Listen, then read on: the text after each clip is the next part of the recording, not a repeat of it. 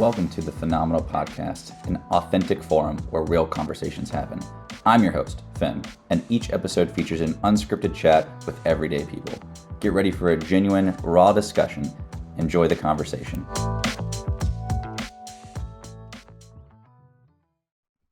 What's going on, everyone? It's episode 8 of the Phenomenal Podcast. I have a very special guest here, Andy Bost. We spent some time together in Belize on 3 separate occasions, 2 separate week-long trips, and then 6 weeks at a time when I was in college. And we got to know each other pretty well over that course of 8 weeks, and then even better after the longer time I'd spent there. He's a great friend, tells you his mind unfiltered whenever he wants to, is a believer, someone that I call with questions and concerns. I actually was doing a house project and failing miserably, and I called Andy to help me out. So, this is actually also take 2 of this. So we might, be bouncing things off that we've already talked about, but no one else has listened to it. So that's good. Andy, you take it away. Tell us a little bit about yourself, whatever you want to say. Yeah. I'm from Minnesota. I know you're down in Georgia. I was listening to NPR this morning, and we were talking about voting and Georgia. So hot topic these days for this next election. It's election year. That made me think of, I was like, I'm talking to Steve later on today. Or Phen, whatever you go by these days. From Minnesota. I've been married for about 5 years. We have a 2-year-old daughter who's actually napping right now, and a little boy on the way end of August. We're really excited to grow our family there. And met Steve in Belize for a nonprofit that I was working with. His church came. Church came down with the youth group, and I was at that nonprofit for years. And from that, I ran into a buddy that was in foundation repair and the sales manager, and he's like, I think you'd be good to work for me, man. You should come try it. So I went and tried it, and a couple months later, he moved up to be the general manager, and they moved me into the sales manager position. So never thought sales was never something I was passionate about or ever thought I would be good at, but I do all right. I think it's funny that you say that you'd never be good at it, because you could talk to a brick wall, and you could. You're not afraid of confrontation. You tell people how you think it is. What I've learned recently is that someone telling something straight doesn't always mean they're right, but it is what they're thinking at the time, and you're never afraid to tell it how you see it. And I appreciate that about you, And something else is you're willing to talk through your opinions and hear someone else's opinions. Doesn't necessarily mean that you're afraid to be wrong, right? It's okay to be wrong. Here, I'll tell you what I think, and I'll tell you if I think you're wrong, but also maybe I'm wrong. Right. But I think people get scared of how abrasive you can be sometimes, because you have no filter and it's funny. You say things that people would deem Christians unable to say. They would say that hey, that's not something you should say as a Christian. But I think that's one of the things that I love most about you, is that you're authentic. When you get down and you talk about your faith, whatever you believe, you're passionate about it. You know who Jesus is, but you're not afraid to be a normal person. And I think that's something that turns so many people off from Christians in general. So, yeah. I mean, I love Jesus, and I just want to be more like Jesus. And we look at Jesus's life, and we look at those examples. He did a lot of things that other religious leaders would say, "Oh, you can't do that." As a Jewish, he was Jewish. Oh, we can't do that. Oh, you healed somebody on the Sabbath. You can't do that. You said those words. You ate the unclean. You did the unclean thing. You went to the tax collector's house. You didn't condemn the woman caught in adultery. You went to the woman at the well who had 5 husbands, and you weren't like, shame on you, you whatever. Yeah. He was just like, follow me. I just want to be more like Jesus. So I just want to from what I see of Jesus is everyone's invited, and I want to make sure that I live a life that shows that everyone's invited. Absolutely. That was the biggest thing when I spent time in Belize in college. The first two times when I was in high school, we did 2 spring break trips to Belize. I was in college, and I was one of those righteous, Bible thumping people when I was younger because I thought I was right. I thought yeah, most of what I said, I actually believed, but I just went about it the wrong way. Not most, everything I said, I did believe. I just went around telling people the wrong way. And then I went off to school and college, and I started living a life that wasn't the most Christ-centered. And I started thinking I was a hypocrite and started looking around at everyone else and thinking that they were hypocrites or that they weren't living a normal life. So I spent 6 weeks. I decided to go be a summer missionary in Belize. Spent 6 weeks with Andy, and the way that he lived his life, he talked to people. He wasn't afraid to be dirty, to say bad words, and the situations that needed them and things like that. It made me realize that, hey, like I can be a normal person and I can hang out with people outside the church. I don't have to get rid of my friends who aren't Christians or don't believe the same things that I believe, and live a life that shows them that I'm different than them, but I'm not any better than them. I'm just different. So that's what I got the most out of Andy, and I think that's what he does the best. He's a good leader. He does all those things, but that's what I admire the most about him. So, Well, thanks. That was kind. you're very welcome. What was your favorite thing about leading those trips? You were in the Belize and then Bahamas, right? Yeah, and I mean in Puerto Rico, and I Okay. did a handful of things. My favorite thing about it all is it has nothing to do with the trips itself, but Mm-hmm. everything to do with the trips itself. So Right. on these trips, like when you came and you were a young, impressionable high schooler, Yeah. and you went to Belize for the first time, and you unplugged from all your distractions, and you were able to see God in a new way, Mm-hmm. right?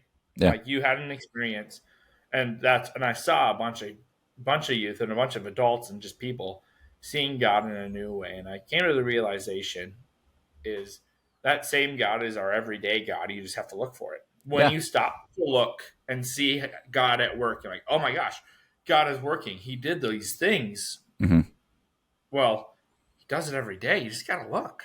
Yeah. And Absolutely. so, yeah, that was probably what I learned the most from doing all of the trips for the 7 years that I was Mm-hmm. leading, planning, organizing mission trips, talking to pastors. All of that was there is nothing special about what God does on a mission trip outside of it's just as special as what God does today Mm-hmm.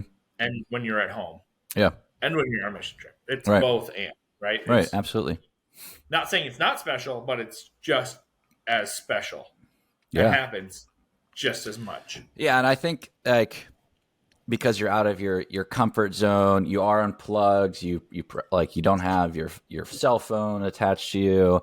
You're in this one place where most of the time people are living lives that are, you know, materially lesser than what we live in the U.S. But a lot of times they're living so much better lives than we live here. They have more joy and happiness, or they have to rely on their faith or anything to get through. And so we have everything we need here. So going and seeing that, I think it helps. But you're right, like God's no different there than he is here in Georgia for me and Minnesota for you. We Yep. just don't see him as much because we don't have to rely on him the same way that they do or It's that we did there. I think it has a lot less to do with the people. It's a way that you view like the local people that you went to their community. Mhm. Because if they came to your community and did the same thing and said, "Hey, I'm going to forget about all this," they could come to Georgia and come to your area Mhm. and experience God the same way and be like, "Oh my gosh, these people just love God so much compared to how we love Him at home." Hmm. I never thought It's about it because that way. Yeah. it's the same, man. Like I'm Yeah. on. Like I'll tell you what, it is the same. Like the faith, there are people with just as strong faith in your community as there were in the communities that you served in Belize, and Yeah. that there are in other areas. I guarantee that there are people in Asia that have just as strong faith as those that live in Texas or wherever, Hmm. Iceland, Hmm. wherever there's a Christian church. I believe that there is Iceland. strong. Well, just it's worldwide. Wherever Yeah. there is Yeah. a church that says God is King, Jesus Yeah. is the Son of God, that focuses on that their faith is just as strong. You do not need to go international or Mm. out of your maybe out of your church, like out of your basic community. Maybe at night, if you live in a town of 300 people, Hmm. you might need to expand a little bit Hmm. to see some more faith, or to see, wow, we have a lot more faith than we realize. Yeah. I think we're just get so blinded by everything else that we do have, you know, like, and I don't think it's a question of faith or whatnot, but it's more of just like you go to, I've heard of people going to Africa on these trips, these mission trips, or just these trips, and like they're still like, you know, uh, healing the blind, and like people are receiving, the ability to speak again, and things like that, and I, and it happens some here, but like not the same, like I don't think the faith is less or whatnot. I think we're just distracted as a people more. Um, Yeah, so probably right. Makes a good point. So yeah, that's my thoughts. That I'm just jealous of how unplugged some people are. That's something that I've been trying to aspire to, is to unplug more, as but I mean, I work in tech in the US. I am sitting here with my laptop and two screens and a video camera with halo lights sitting all around me. But at the same time, like, it's something I'm working on, is really just turning my phone off sometimes. So I mean, it's tough though. yeah.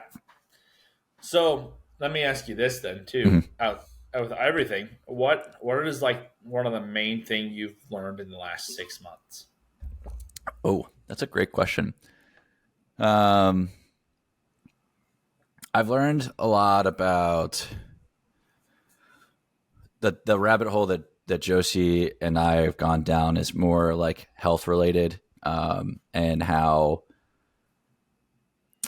like the certain foods that people are healthy for you aren't necessarily as the healthiest things that you can be eating. Um, Right. and so like, people are all big into kale, like, oh, kale's great for you. It's like, I don't know. It's not really that great for you. If you eat too many vegetables, there's actually things in vegetables that they say, hey, don't eat me, and upset your stomachs. So we've switched to more animal based, trying to eat as locally sourced, minimally injected with antibiotics and hormones and things, beef, because it makes us feel good, makes us feel better. And yeah, so that's the biggest thing I've been learning, is how much crap is in our food. Yeah. So I think that every body, like our bodies, respond totally different to different yeah, types of food. yeah, Right. So like it's great that you find the food that's working for you, but I know some people. My wife is one of them, that beef just she likes it, yeah. Mm-hmm. just usually doesn't sit well. Mm-hmm. And even if like we can get clean Mm-hmm. like butcher from the farm that doesn't have a lot of any Mm-hmm. stuff popped in there, and we will eat it sometimes, but it doesn't sit as well as other Yeah. foods that Right. she eats. So is it a body thing? Is it just from what she grew up on eating, and then it's like Yeah. how much of it is our bodies, and how much of it is our bodies like that specific body rejecting because of its past? And Right. And I'm not a doctor. So I me don't either. know. I'm not a doctor. I've just been doing like this minimal research, and it has been a lot of like trial and errors. Like, hey, does this work with me? And sometimes like I really, I don't know, just like feeling chicken. But the way that chicken is processed in the U.S. is disgusting. It's dunked in bleach and then all this stuff. So Wait, you're it, saying chicken's not that white? yeah, you would. I mean, actually, when I was in Belize with you, we literally watched someone just like walk out into their backyard and pick up a chicken and go and just like butcher it. So I would eat chicken if it's that way, like, because that's like, Yeah. they just, and in Japan, I was just in Japan. They actually eat raw chicken there, which I thought was super weird. I didn't try it because it freaked me out. But maybe it's just because raw chicken and the way that we process chickens in the U.S. is absolutely disgusting, and that's why we can't eat it. Like, Yeah. so There's probably a correct way to store it, prep it, prepare it, right? probably, That makes it and healthy and right, good. the Japanese are super good at eating things raw. They've really perfected it. So we ate Yeah. lots of raw fish, almost raw beef, lots of raw eggs, which was interesting. We would just get a bowl of white rice and then just crack a raw egg on it and eat it with soy sauce. Really good. But yeah, different But ways of against doing things. everything you've ever been told I know. by pharma. Right. Freaked me out a lot for a little bit, but then I just kind of went with it. And then last night I had dinner. I had sirloin over rice and I cracked a raw egg on it because it was so good. And so now I'm doing that here in the U.S. And now you have Yeah. salmonella, and it's great. Yeah. Ah. But we started drinking like raw kefir, raw milk, and like on the packaging, because the U.S. says it's bad for you. They have to say it's dog food, but you know we're we're going for it. We're fine. We feel better than we ever have. Started taking raw organ or beef organ supplements. So Dude, if you need to eat dog food, you can eat dog food. I'm not yeah, judging. yeah. I love my dog's food. It's so good. It's What's something you've learned in the last 6 months? Uh, a lot. I just finished up a 11-month like management training, which was Oh, nuts. okay. But probably 11 one of months the is a cool. long time. It's almost like It a was. school course. It was totally. It was a commitment. I had to write Yeah. an essay at the end, Wow. um, which was kind of fun. Yeah. But we read a handful of books in there. But one of the last books we read was John Maxwell. I don't know if you've heard of John I Maxwell. have. Yeah. Um, his book was Leadership, but in there he talked about consistency compounds, Mm-hmm. and I still feel like I'm learning more about that. But like breaking it down into the smallest things, it's like creating those small habits that make big impacts, right? Like Yeah. going to the gym. Yeah. If you work out 3 or 4 days a week for 10 years, Mm-hmm. you're going to be in better shape Mm-hmm. than if you didn't work out 3 or 4 days a week for 10 years. Yeah. But if I just go to the gym once a year for 10 years, I'm probably not benefiting from it because there's Right. nothing that's going to, there's no consistent that's going to compound how you're eating, Yeah. your diet, Yeah. right? But then now I take that into my personal life but also in my work life too, Yeah. of like training and coaching and conversations I have with my people that I oversee. It's just Mm-hmm. like being consistent for them will compound. It'll build trust. Absolutely. We can then like create a plan as a team, and then if we stick to it, we can build on it, and then we can create another plan 6 weeks later and build on that Mm-hmm. because it's compounding on top of itself by being consistent. And if we say, "Oh, just go do what you want, go sell the best way you can sell, Mm-hmm. however you want to do it," how are you going to build on that? Right. Yeah. Absolutely. That's good. Have you read Atomic Habits by No, James I've actually Clear? never read it, but I've watched the TED Talks on it. Hmm. I've heard, I think, what's that author's name? I'm pretty sure I've heard him speak on it before too. Oh, James Clear.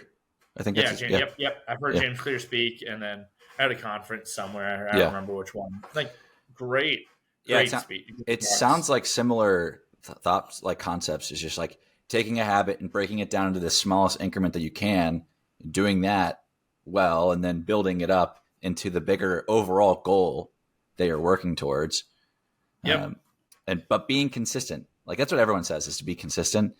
But sometimes you have to be consistent with, like intentional consistency. Totally. Yeah. So that's good. There's another guy that was talking a similar topic. Sorry, I got dogs. Oh, you're good. Amazon just showed up with a package. But yeah, similar guy. His name was Rory Vaden. Similar topic. I think it was on his social media that he was like, "What if I told you, before you were going to get that 1,000 likes on a video, you had to post videos for 5 years? Oh yeah. Could you do Right. it?" Right. And it's like, it's just like, because that's what it takes. It just takes consistency over and over again. and you Mm-hmm. or like streaming, like, oh, I'm gonna stream live and do this live stream thing, and people are gonna watch me. Well, you have to do it Mm-hmm. for a long time. Mm-hmm. Like we've talked a little bit. I know you're working on growing your personal brand. This is episode number 8. Mm-hmm. It might not get very many listens, Right. but if you are consistent in this, Yeah.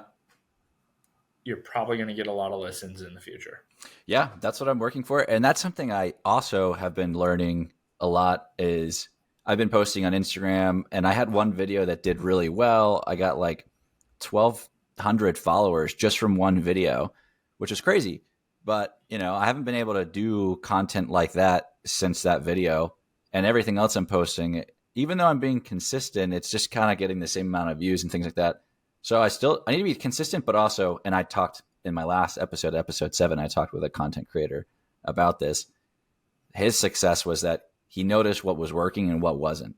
He was posting consistently, but he was always iterating on the things he was working on until he found something that, worked. Then you run with that, but you never stop thinking of new things to try. So, and I'm hoping that this takes off. We'll see. I talked with people of faith, people without faith, people all over, and I'm never going to stop talking to all types of people. But I'm wondering which ones are going to do better than others. Oh, puppies. How many dogs do you have? 2. 2 dogs. He dropped a bomb on me. I didn't know that you guys were having a second kid. So Yeah, I didn't tell you that, did I? no. So No. congrats. Yeah. Thank you. That's Thank exciting. You. Shoot, what was that? Oh, so one thing that I've learned, like in business too, a thing that I've learned from business, Yeah. is like find what you do and do it well. Mm-hmm. Don't try to cast your net so wide that you help. Like if you're a roofing company, don't do siding. Right. Just do roofs and you're really good at it. Mm-hmm. Maybe there's room to expand, but also if you're really good at it and people want you to replace their roof, Mm-hmm. raise your prices. Start making more money. Yeah. Because your demand is there. Right. And so someone like they're like, I'm not saying like price yourself totally out of the market, right, but find what it is and like tune into that and then like find a way to make that really become successful. And I think you can use that same type of model with a lot of different things for for if you want to podcast, like find your topic and stick to your topic. Yeah. Once you get it, and if it's something that you're passionate about, chances are other people are passionate about that too. Yeah. And I'm hoping that authentic conversations with everyday people is something that people enjoy, because I think everyone can learn from someone, someone can learn from anyone. It doesn't matter who you are, how many followers you have on your social media accounts or whatnot. You have something to say that will impact someone else. And if it's spread far enough, you can help people. I don't know what it is, but I think everyone can help someone else. So totally. And I'm sure the more people you talk to, you just get to pull different nuggets from those people. 100%. What was the transition from a Christian-based organization into a secular, just normal job, quote unquote, normal, that people would say? I mean, transitioning wasn't that hard because it's the bottom line, Matt. Like, you have to make money to keep your doors open, right? There has to be income coming in. So, overall understanding that. And then another podcast that I listen to a ton talks about how for-profit companies should treat their people like nonprofit companies. Mm-hmm. So, if you have a volunteer, you have to make that vision so clear to that volunteer to make them want to do good and want to volunteer. Right.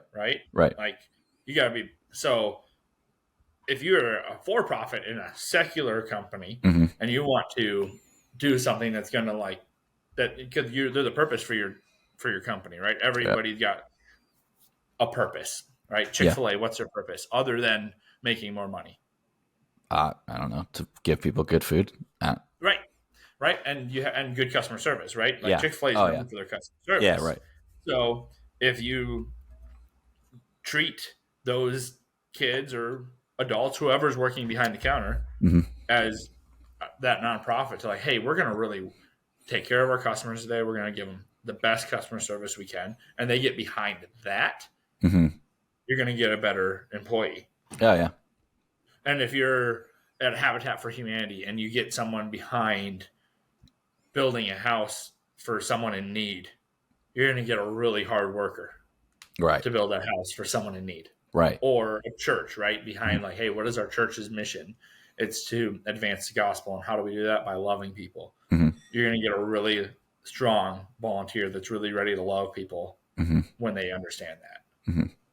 And if you're going to put all that time and energy into them, you should do the same for your person you're paying as well. Because you're Right. going to just get a better team. You're going to have a better work environment. You're going to have a better culture. Mm-hmm. So, yes, like the switch, I'd probably rather work for a for-profit secular company Mm-hmm. over a nonprofit Christian-based company Mm-hmm. all day long. Yeah. Why? Because you have to really focus on that mission, of what you want to do to change the world. Mm-hmm. And you find out what you do to change the world.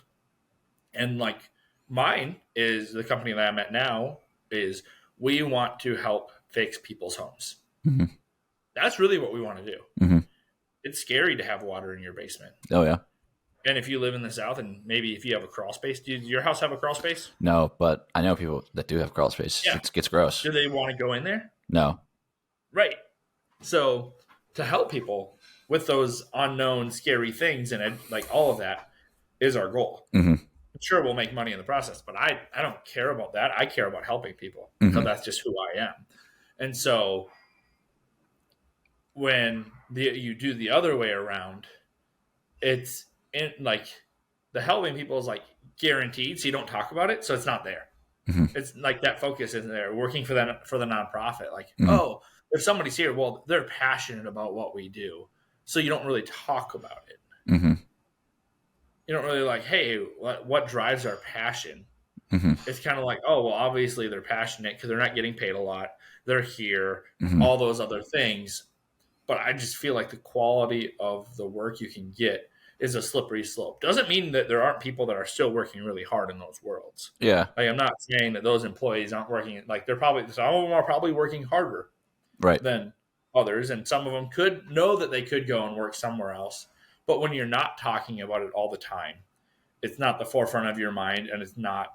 Then like what becomes that driving force, and you have to check yourself, and the culture around can start if someone starts to slide from that, and we're not talking about it. In the for or the nonprofit, you're saying people are not talking about their passions. Not as much, no. Hmm.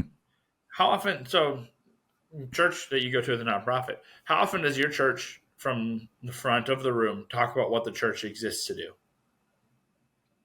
All the time. Like, does your church have a mission statement?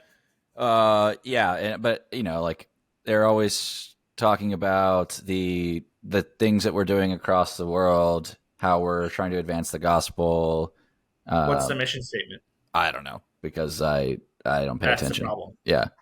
No, but I don't know what the mission statement is for my for-profit company. Like and the CEO says it all the time, but I just don't care because I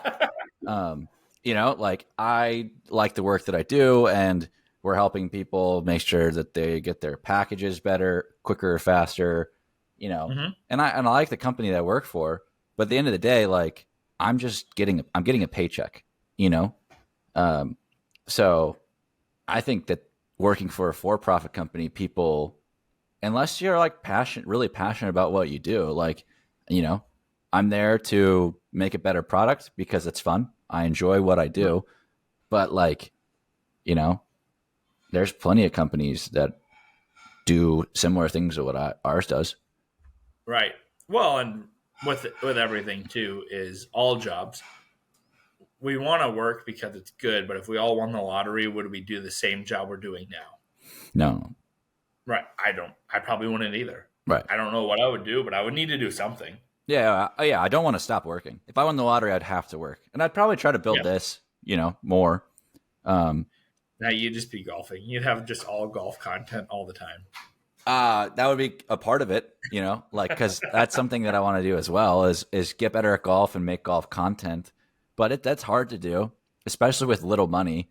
The But this content or the getting better at golf? both, both. Because like you can go to the range all day long and hit balls and you can be fine, but then you get on the course and your conditions are different. You have to think way more, Yep. So to get better at golf, you Golf is have to hard. play real golf. I mean, yeah, I wouldn't. I like to play golf. I wouldn't call myself a golfer. Right. Yeah. So 100%. But yeah, I mean, I don't know. I think it goes both ways. Like you know, and because there's people who work at churches or nonprofit companies that are very vocal about their passions. Yeah. And I think those people, like you said, they're doing it for little money or things like that. So they are more passionate. Whereas you work in a corporate job and you can love your company. Like I like the company that I work for. I like the Yeah. people. I like my boss, like the CEO.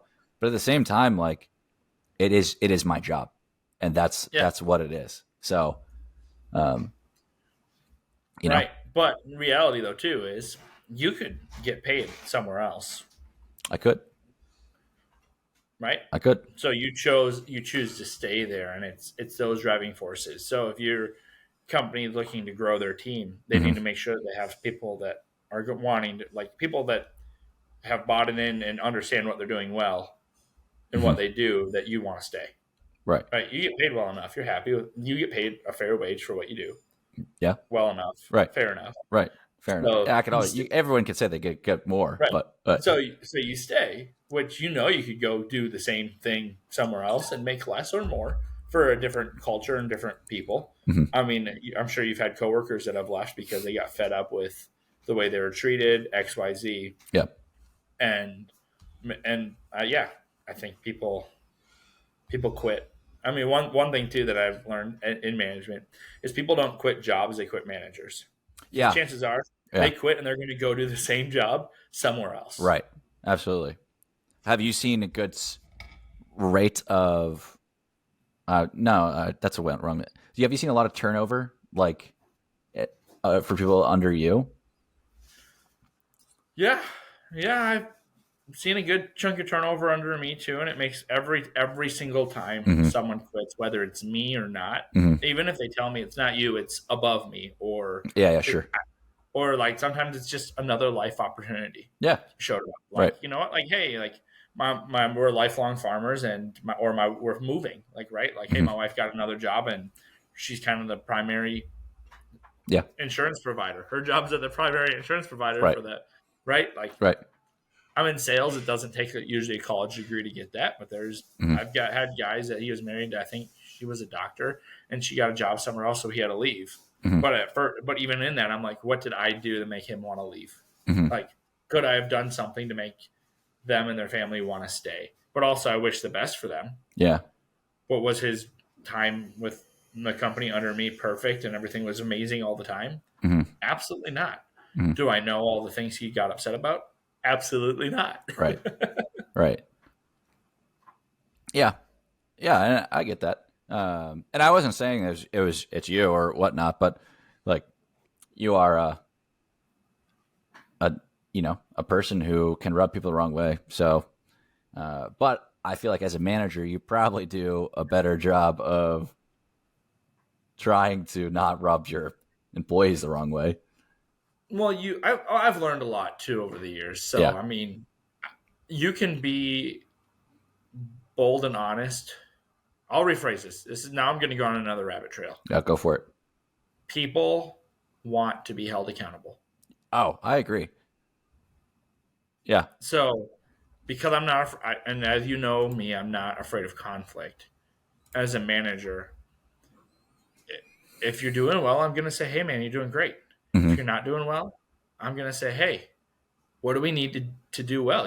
You want to do well. Mm-hmm. I want you to do well. Mm-hmm.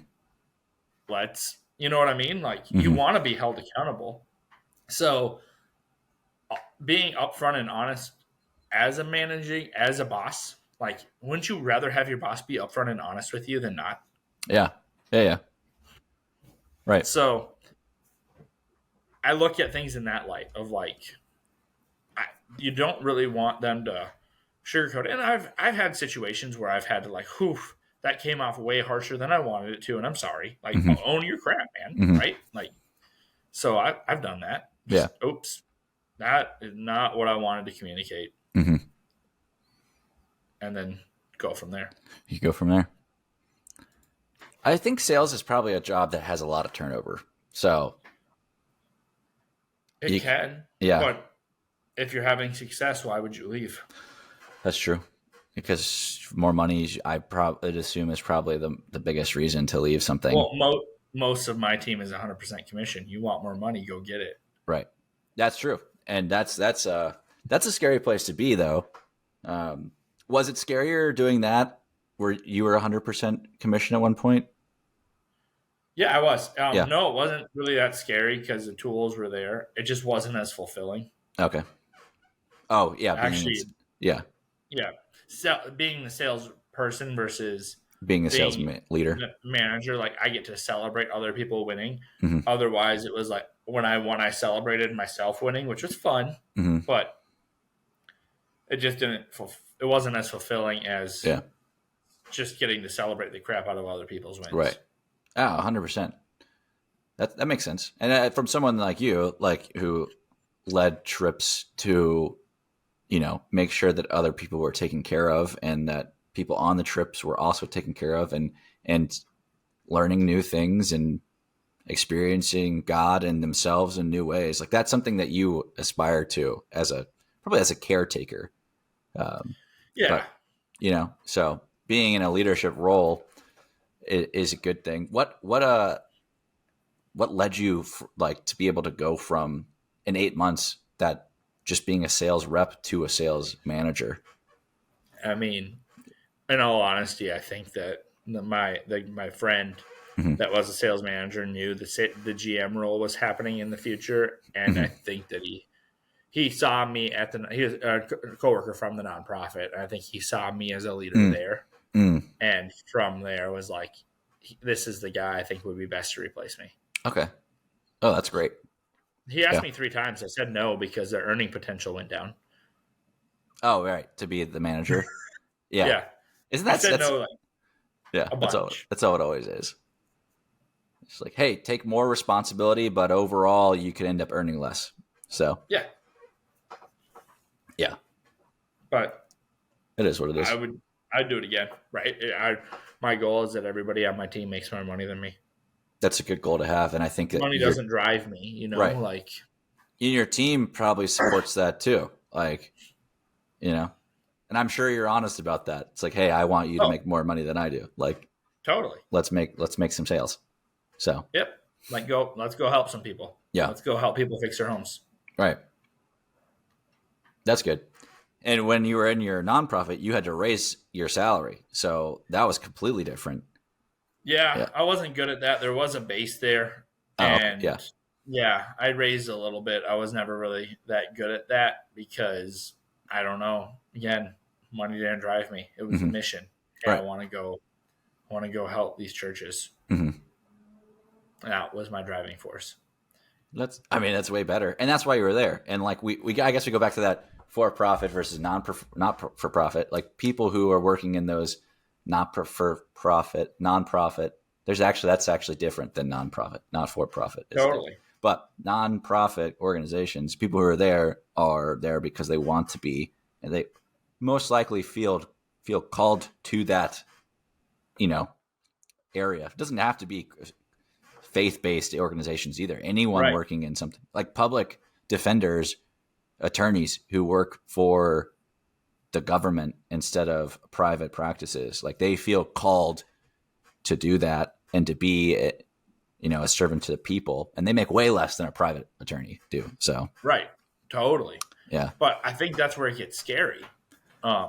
Is like in my experience of working for profit, when the company really does, because I've worked for other for profit companies too, small like restaurants, stuff like that. Mm-hmm. When the company really does push what their goals are and what their missions are forward, Mm-hmm. it's really easy to operate under that umbrella and tie things, your decisions to that.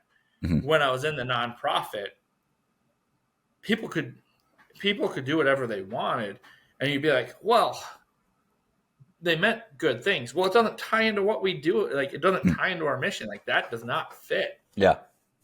But oh well, they're really good, and they love Jesus.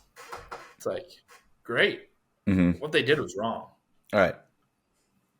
Right. Versus now, well, they did it with good intent.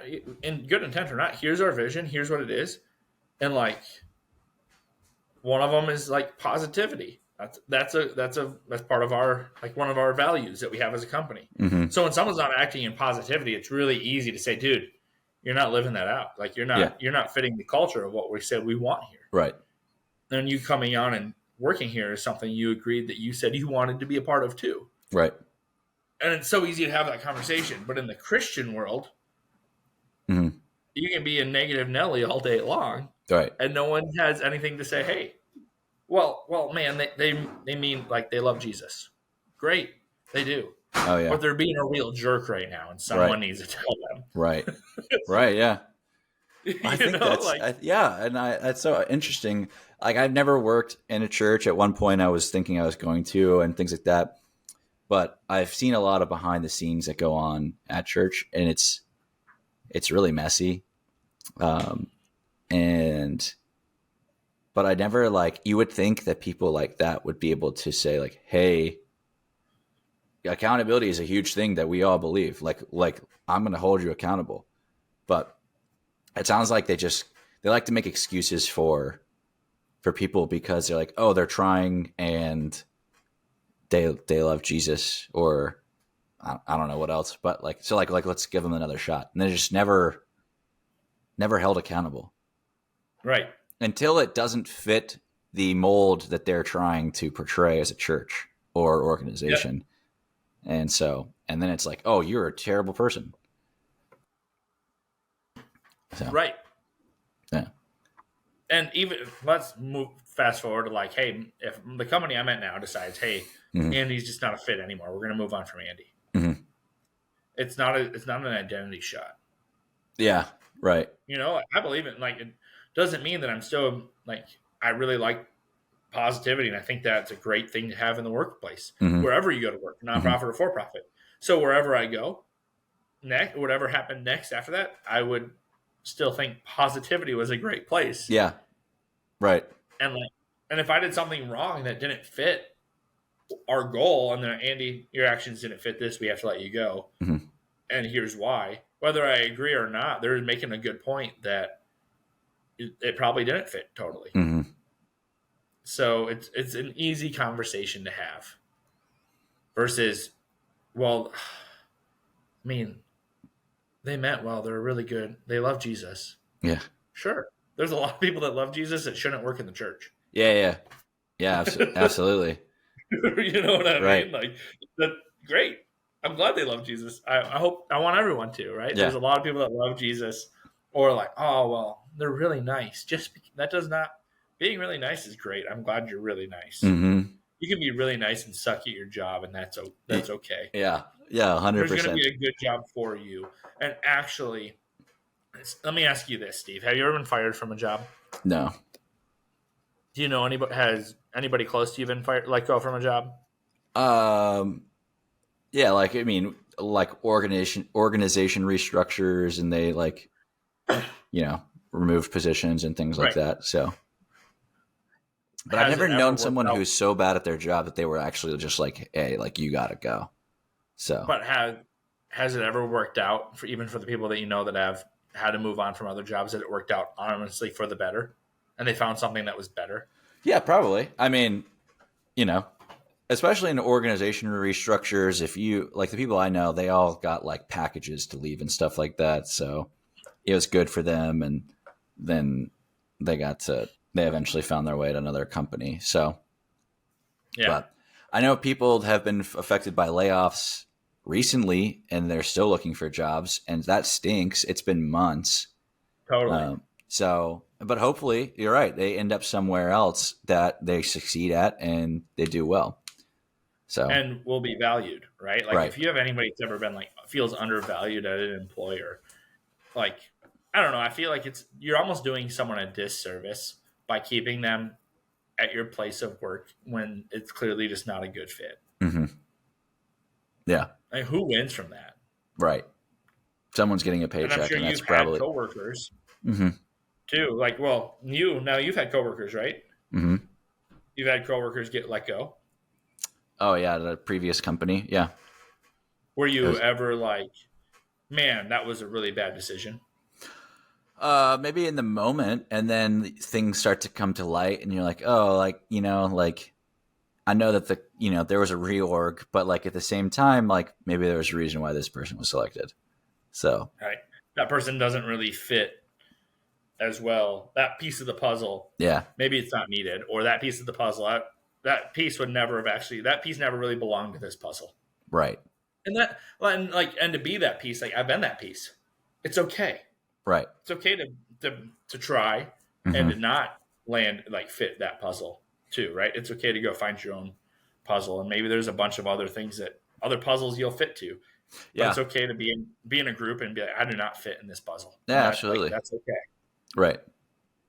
There's still sometimes though, like I also when there was a reorg, someone got let go, and we are still like it was directly on my team. We were still kind of like, he did valuable work, and so like, Yeah, and like that stinks. totally. So, but at the end of the day, it is what it is. Like, what a time to be alive, right? What a time. What a time. Uh, so, man, I mean, I haven't been able to be in a leadership role in the secular world yet. Um, but I can't imagine just like the things that you have to deal with. People, I don't have you had to reorg or like let someone go? Yeah, Yeah, and like it's probably tough. Or you just take it as it is and say, hey, man, it, sorry. yeah. You're doing someone a disservice if you aren't upfront and honest with them, saying, Mm-hmm. hey, we're restructuring, or we have to do this, and we have to let you go. Yeah. Like it sucks. It's not like, I'm like, it is what it is, Mm-hmm. Like, and I don't even say it sucks. Like, I'll just say like, and we have to let you go. Mm-hmm. We have to part ways. Yeah. Wish you the best, man. You're a great guy. Mm-hmm. And I tell everyone like, put me on a resume. Yeah. Like I have nothing but I hired you for a reason. I have nothing but great things to say about you. Mm-hmm. It just didn't work, or it's just not the right time. Yeah. Timing matters too, man. Oh, Right? yeah. Like, it could be a really great company, and they would really love that person, but timing matters. Yeah. Timing does matter. The market's kind of crazy right now, so um, it's been tough. A lot of friends that I've seen and across that I work with, people that I do, people that I don't, people that I have worked with, seeing them go through changes, get let go. Or I've talked to someone recently at the previous company that I worked at who was still there, and just hearing all the changes that are being made, and it's like, geez, like what a time to be alive. What a time! Yeah, right. Oh, It's crazy. We'll see where it goes. We'll see what the economy does. It's got to go one way. yeah, they'll keep propping it up for a long time until they can't anymore. So who Yeah, knows? the sun will rise tomorrow. That's true. That I do know. And Until it doesn't, then that's when I'll start to worry, I guess. I don't know. Sometimes people talk about, I got people in my life that are super into the conspiracies or things like that. And they're like, hey, make sure that you have XYZ ready in case ABC goes down. And I'm like, if ABC goes down, I don't care if I have XYZ, because it's going to be a lot worse than having those things. And maybe it's just Totally. time to go be with Jesus, like Right. if I die, I die. If the world goes to crap and something happens to me, I'm going to be in a better place. Right. So, But then you also have to go back and look and say, oh, the world's going to crap. Well, they've been saying that for how long? yeah, a long time. Like, The you can go back beginning and of, look how many generations say this generation doesn't want to work. yeah, That's been a newspaper article since like the 1900s, right. right? So Right. every generation doesn't want to work, but yep, everyone's still working. Yeah. You'd think that someone would have gave up on work by now. Someone eventually, and people do. Right. But the world's still going round. That's what I also kind of been trying to focus on. It's like, hey, things may get bad for a little bit, but ultimately, as long as they're not nuclear war bad or like, And if they are, what can you do about it? there's completely out of your control. So, Right. If a nuclear bomb hit New York City, what could we do? But make sure you have all 3 years of non-perishables. right. Like, who actually has that other than like preppers that live in caves? And if you did, who's going to come at you? Everyone. So, it's, I don't know. I feel like having more things might be scarier because you're a bigger target. Potentially. Like, I'm not saying don't. Like, yeah. I mean, yeah. I don't know. If you got room to stock up, please stock up. Buy in bulk. It's cheaper. Yeah. Makes sense. Yeah. If it makes sense for you to have all that, please do. Right. But if what are you gaining by worrying Nothing. about? Absolutely nothing. And I don't care how prepped you are. There's something that's going to happen that is unknown. Yeah. Right. There's so many unknowns with life. Like, right. If you look back in the last 10 years, has something happened that you were not expecting? Oh, every day. I don't know if I've ever had a day go by where I'm like, that went exactly how I planned it. Right. So if ABC goes down, it's not going to go down how you think. No, definitely not. So, and if it's not on The Simpsons, don't worry about it. That's true. The Simpsons is pretty crazy. They have a good track record. They do. I wonder how many other things that have been predicted on The Simpsons that is still coming. I mean, how many things have been predicted that are, but also nothing's new. Mm-hmm.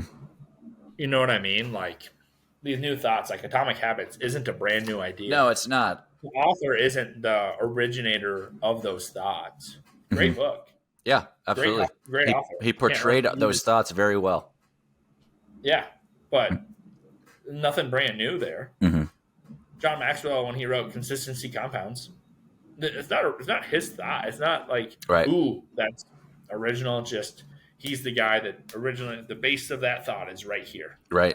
It goes way deeper. So you can look at how things progress and learn, right? Like, and then you can predict a lot of things. Mm-hmm. Like you can predict national championships for different sports teams by just looking at how they build. Mm-hmm. Like, oh, you look at that team, like they should win a championship. They should. Right. They should. But Atlanta Falcons will not because Kirk Cousins is not that guy. No. You're not a Vikings fan, but you do know a lot of I'm a Packer fan, but even I live with Vikings fans. I work with Vikings fans. Like, I live in the city the Vikings play. Yeah. Kirk Cousins was a loaded disappointment for these guys. Yeah. There was hope. There was hope and there was hype, but he's still a lot better than what we had. Yeah, I mean, he's probably a top 12 quarterback, and our quarterback last year literally ranked number 34. Yeah, well, he got number 3. And we had a bad coach. But what matters more than a top 10 quarterback?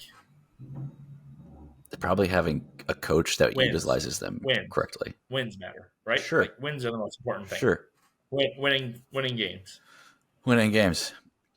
Blake Bortles, was he ever a top 10 quarterback? Maybe statistically for a little bit I don't know. Like you could say statistically, but you're still a bad quarterback. It was like Tim Tebow. Tim Tebow won games, but they said he was a bad quarterback. Right. So Nick Foles was never going to be a Hall of Fame quarterback, but he has a Super Bowl. yeah, he won the Super Bowl. Yeah. Right. So it's not always about having that top 10 quarterback. Right. It's about it's a team sport, right? It is a team we look sport. at football. You look at the NBA Mm-hmm. when the Toronto Raptors won it just that one-off year. Probably was predictable. You probably could have looked at that roster Mm. and looked at how they were doing and said, "Oh, yeah, these guys are gonna Mm-hmm. win." So what's your way too early pick for the Super Bowl of this upcoming season? Green Bay Packers. The Green Bay Packers. Honestly, though, like in my lifetime, they've Yeah. always been in it. Yeah. Even when they're out, they're in it. Mm-hmm. This last year, I honestly was not a believer in the offense. It was like one of the youngest offenses in the league, and I'm like, we got a lot of growing to do, maybe even some pieces that aren't the right fit, but we'll see how it plays out. Mm-hmm. And then they won a playoff game, and then they played all right the second game. Yeah. Made a really dumb throw across the body, which a young guy's going to do that. He made a rookie, like a young mistake. Mm-hmm. Great. Mm-hmm. But, yeah. So I got to always root for them to they're never out of it, it appears. It appears. Do I think they'll win? Who's your pick? No. Probably the Chiefs again. I mean, right. That would be obvious. Bills might be up there too. They're not a bad team. We'll see. I mean, I'd love for the Lions. If the Lions. I forgot. They looked good last year. So yeah, but they're the Lions. Yeah. But they've looked the best I feel like they've ever looked. So right. I hope for their sake that they can win a Super Bowl. That'd be cool. Right. It'd be great. The city needs it. Yeah. I pay little attention to football. I'm a bigger baseball fan, and so we're really into hockey. Yeah, you are. North, right? Football, not as much as I used to. Mm-hmm. But yeah, travel-based nonprofit in the summer, I kind of dropped out of baseball. Yeah, that's true. I used to follow it a lot closer, but the Twins are a totally different team than the Twins that I knew. Mm-hmm. Yeah. Well, that's cool, man. I appreciate the conversation. You got anything to plug? No, you're a simple guy.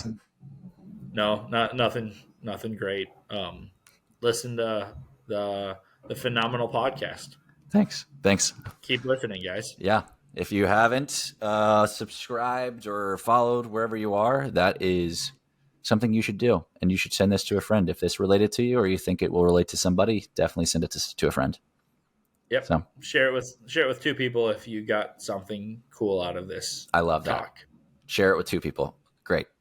Thanks, Andy. I appreciate it so much. It was a pleasure talking to you, and we'll talk soon. Yeah, man. We'll talk soon. Peace out. Peace out.